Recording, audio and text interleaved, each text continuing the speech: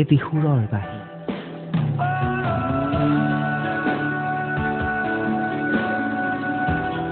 তোমাৰ কথা ভাবিলেই মিঠা জোনাকৰ শিহৰণে মোৰ হৃদয় জোৰাই, চঞ্চলা ফাগুনে বুকুত গুণগুণায়।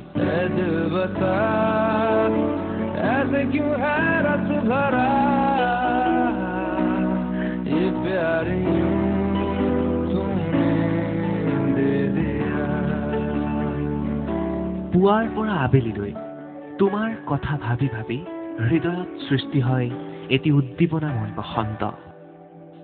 ভাহি আহে অফুৰন্ত প্ৰেম, বাগৰি বাগৰি আহে তোমাৰ মিঠা হাঁহি।